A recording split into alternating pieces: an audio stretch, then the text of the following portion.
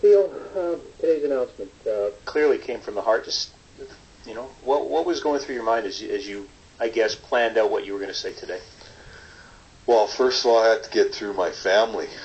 They were pretty adamant on me, still trying to continue to play. But, I knew when I jumped in my car on Friday after I got released that, I knew it was over, and I think I was okay with it, and I felt calm, I felt peaceful, and I don't think there's really any more I could have done, at training camp. I proved to myself that I belong. I'm not coming to practice today. I'm not participating, but I think deep down, under different circumstances, I think it would have been a different outcome. You said this morning that this was the only team. I can't help but wonder, if some part of your mind, did you think about it? If I went somewhere else and just had a little bit more time or anything like that, did you consider at all, continuing this? No, I didn't consider it at all. I chose the Calgary Flames because I thought they had the best chance of winning this year. And, for me to go to somewhere else, I hate losing. I don't want to be a part of losing, and that would have been probably, I would have got to play, but how much fun would it have been, losing every night, and so I'm happy where I am today, and I look forward to the rest of my life. There's so many great opportunities that are going to be out there for me and my family, and I'm excited about it. The story today in the Calgary Sun by Steve McFarland outlining all the work you had to do with your personal trainers there. You read that and you say, my gosh, he really went through an awful lot to get to where you are. Now, you're going to maintain this level of conditioning now? Probably not. Probably not. I'd stay pretty close. They might need a specialist for the shootout. Yeah, well, Pep says that alumni training camp starts next month, so I better get ready for it. But it was, obviously it was, hopefully, this becomes, a lifestyle opportunity as well. But yeah, it was a lot of hard work, but you know what? It was fun. It was fun.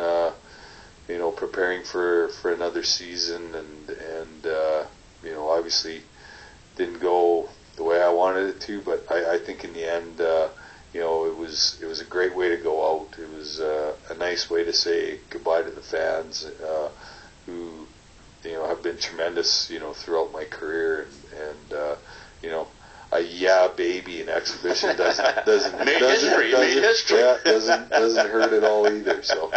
I'm going to text Lanny here and tell him that you're definitely the most popular all-time Flame after what we've seen the last 2 weeks. Yeah. And Jerome's going to have to do some more now to get up there. Yeah. Well, I set the bar. Very high. Yeah.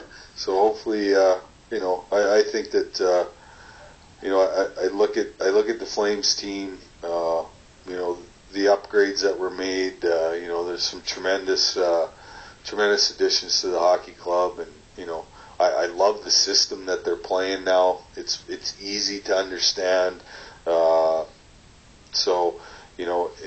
I'd be disappointed, if the team, didn't have success this year, because they have everything that they need. Darryl went out and obviously did his job this summer and brought in some more talent, and have upgraded a lot of the positions, and I think they've created some competition within the team, and I think that's really, really important that that you have that aspect moving forward, because it pushes the guys that are in the lineup to stay in the lineup, and it pushes the guys that aren't in the lineup to get in the lineup. Theo Fleury, our guest here in the Hot Stove Lounge on the Fan 960, fan960.com. Pete? Did you expect when you came back that the fan adoration was going to be what it's been? No. And the media coverage? You know what? It just kind of took on a life of its own, you know. And I mentioned this, you know, during the question period that, you know, I think from day one when I came here that, you know, I was a cocky SOB but I was vulnerable too, and I was very open and honest with how I felt and whatnot, and people kind of, I guess, attached themselves to that, and you know, I think that's probably the reason why, you know, it happened the way that it did, and you know, it's just been so awesome to be able to do this, you know, at 41, you know, when, and, you know, I knew that most of the media would have looked at this as like, what is he doing? He's going to embarrass himself, and, you know, he's not going to get out of it what he wants, and da-da-da-da-da, but, you know.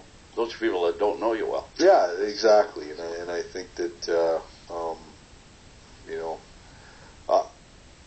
I just look at my life as, you know, I've overcome so many things in my life, and this is just another thing that happened, and but, you know, like I said, I got to say goodbye to the fans. You know, I got to leave to a standing ovation. You know, what more can you ask for? Yeah. You know, and you know, my kids got to see me play, and, you know, so there's lots of really cool kind of behind the scenes stuff that happened that were kind of unexpected. Well, let's talk a little bit about behind the scenes, Theo. I don't know if misconception is the right word, but what was the conversation between you and Daryl? Daryl came out, you know, when he released and said Abbotsford was never an issue, and you were peppered with that question when you first started. Yeah. What was I guess, the promise or the understanding that you two had coming into this? Well, he said, you know, you can come to camp, we'll give you a tryout, and then, you know, I think I really surprised everybody with my fitness level, and he acknowledged that to me, thought it was great, and, you know, after I played my first game, we had a meeting, and he said, basically, you know, we can't send you to Abbotsford because we've committed to our young people. I said, yeah, that's fine. I don't want to be in Abbotsford. Right. And basically said, you know, you have to be a top six forward. And I said, okay, that's fair. And, you know, they wanted to see me play in back-to-back games, which I did. So, you know, they gave me every opportunity to kind of show what I could do. Could I have improved? I think I could have. But, you know, I think in the end, I think everybody got out of this what they needed to get out of it, and, you know, it's time to move on.